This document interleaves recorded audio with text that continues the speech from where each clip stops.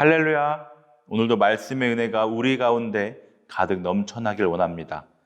우리가 잘 알고 있는 출애굽 사건은 이스라엘 백성들이 성전을 짓게 되고 국가를 형성하게 된 근원적인 역할을 하였습니다. 그래서 이스라엘 백성들은 이 사건을 후손에게 길이 남기고자 하였고요. 그래서 본시편을 지어서 생생한 찬양의 음률에 맞추어 유월절 만찬을 끝낼 때 찬양으로 하나님께 영광을 돌렸던 것입니다. 그러므로 우리는 오늘 이 시를 묵상하면서 하나님께서 이스라엘을 향하여 행하신 권능과 인자하심을 기억하며 마음에 새기길 원합니다.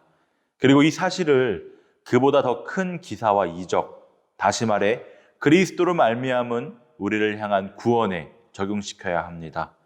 또한 하나님만을 더욱 신뢰하고 우리 자신뿐만 아니라 다른 사람에게도 용기를 북돋아 주기를 원합니다. 출애굽한 이스라엘 백성들은 홍해를 만났고 요단강도 만났습니다. 거대한 자연 앞에서 무기력하게 좌절하고 있을 때 하나님이 개입하십니다. 그러자 홍해가 도망갔으며 요단강도 물러났습니다. 하나님이 이스라엘 백성 가운데 함께 하시니 거대한 바다도 큰 강도 갈라져 마른 땅이 되었습니다. 하나님이 개입하시면 그 어떤 것도 하나님을 막을 수 없습니다. 인간은 하나님의 놀라운 행사 앞에서 두렵고 떨리는 마음으로 겸손해질 수밖에 없습니다. 하나님이 자연 가운데 개입하시는 것을 보고 하나님의 피조물인 우주 만물과 산천 초목이 기뻐했습니다.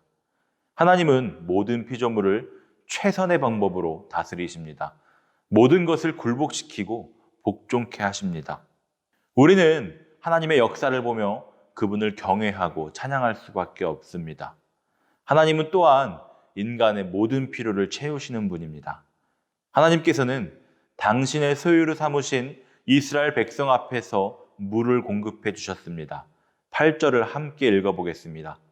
그가 반석을 쳐서 못물이 되게 하시며 차돌로 샘물이 되게 하셨도다. 이 말씀이 그런 일을 잘 가리키고 있죠.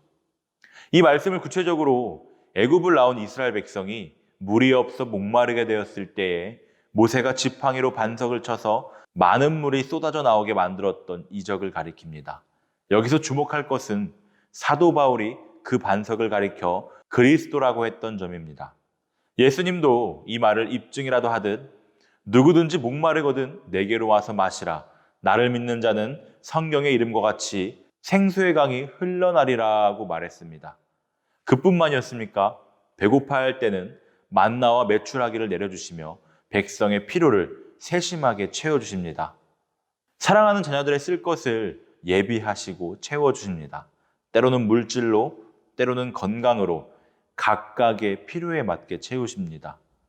우리가 필요를 구할 때 하나님은 외면하지 않으시고 기쁨으로 채워주십니다. 채우시는 하나님을 찬양하는 저와 여러분이 되기를 원합니다. 하나님께서는 먼저 이스라엘 백성들의 마음속에 역사하셔서 당신의 뜻이 형상화되도록 하셨고 연약한 그들이 당신의 뜻을 추진해 나갈 수 있도록 힘이 되어주셨습니다. 물론 이러한 하나님의 계획에 대한 애굽인들의 저항도 있었습니다. 그러나 전능하신 하나님께서는 이러한 애굽의 저항을 물리치시고 작정하신 대로 이스라엘을 애굽으로부터 구원하시사 당신과 화목한 관계를 이루도록 하셨습니다.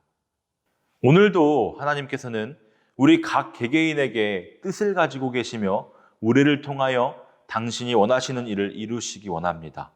하나님의 영광을 위해 우리 개개인에게 허락하신 그 달란트를 마음껏 활용하기 원하세요. 물론 모든 일이 쉽고 거기에 아무런 문제가 없는 것은 아닙니다.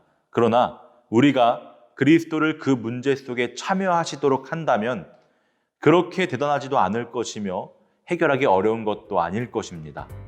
작정하신 모든 것을 이루실 수 있는 하나님께 우리의 마음 문을 열고 들어오시도록 나를 버리기 원합니다.